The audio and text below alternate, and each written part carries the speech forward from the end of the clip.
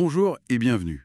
Aujourd'hui, on plonge dans un outil vraiment précieux, je pense, pour les professionnels de l'accompagnement, spécifiquement les conseillers en insertion professionnelle, les CIP.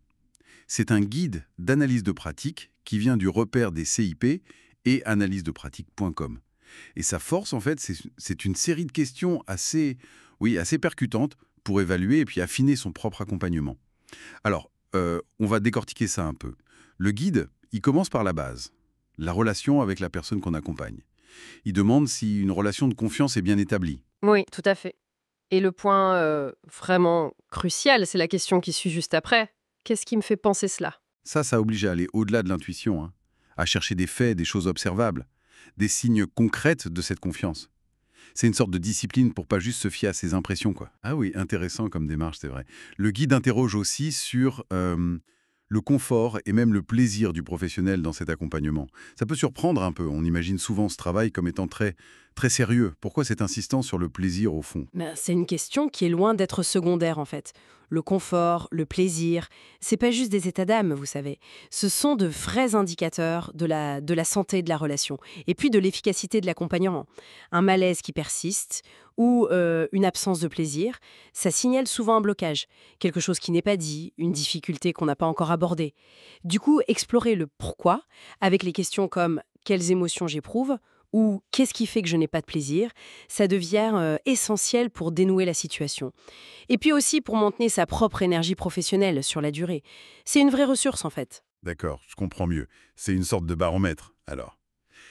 Essentiel. Bon, une fois cette base relationnelle posée, comment on s'assure qu'on avance dans la bonne direction? Le guide parle de bien comprendre les besoins, les motivations, les objectifs de la personne. Absolument. Et là encore, la nuance est importante. Le guide pousse vraiment à distinguer ce que la personne dit, ce qu'elle exprime, de ce que le professionnel, lui, perçoit ou interprète. Les questions comme est-ce qu'elle les a exprimées et surtout, sinon, qu'est-ce qui me fait dire que ce sont ses besoins, motivations, objectifs, elles sont vitales. Vitales pour éviter de projeter ses propres idées et pour être sûr qu'on travaille bien sur la demande et le projet réel de la personne. Oui, cette distinction est cruciale, c'est sûr. Mais est-ce que c'est toujours si simple, au fond, de différencier sa propre perception de la réalité de l'autre? C'est pas évident, non? Non, bien sûr que non, ce n'est jamais simple. Et c'est justement pour ça que ces questions sont là. Elles servent un peu de garde-fou, hein. Un outil de vigilance constant. D'ailleurs, le guide aborde aussi la question des freins et des résistances, pas seulement chez la personne accompagnée, attention, Ah, mhm. mais aussi chez le professionnel lui-même. Ah oui, identifier ses propres résistances. Ai-je identifié des résistances à mon niveau? Demande le guide. Ça demande une sacrée dose d'honnêteté intellectuelle quand même. Est-ce qu'il n'y a pas un risque de trop se regarder le nombril, si je puis dire? C'est un équilibre, bien sûr. L'objectif, c'est pas l'introspection pour l'introspection, hein, c'est la réflexivité. Comprendre comment mes propres réactions, mes propres filtres influencent l'accompagnement. Et d'ailleurs, le guide est très concret là-dessus. Il suggère d'en parler, d'échanger avec des collègues sur les difficultés qu'on rencontre. Souvent, reconnaître ses propres limites ou ses résistances, c'est le premier pas pour trouver des solutions.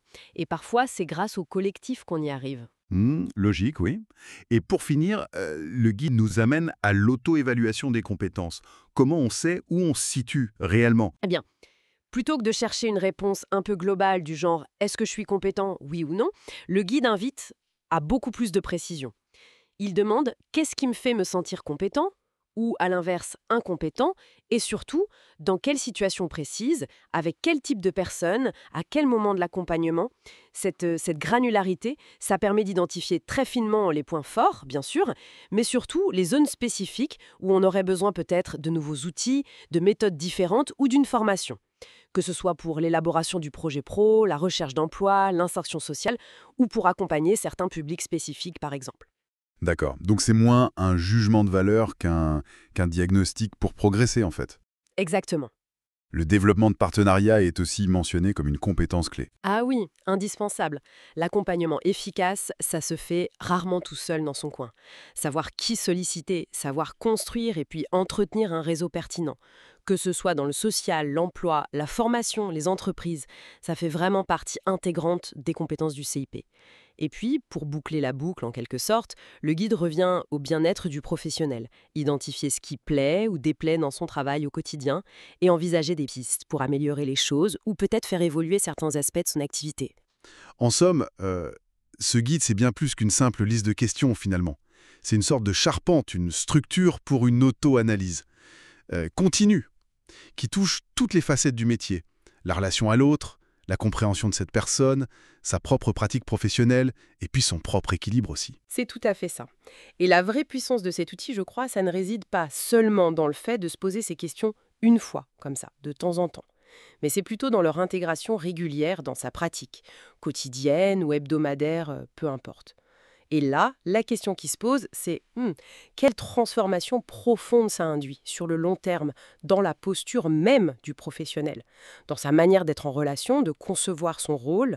C'est peut-être ça, la réflexion la plus essentielle à emporter avec soi après avoir exploré ce guide.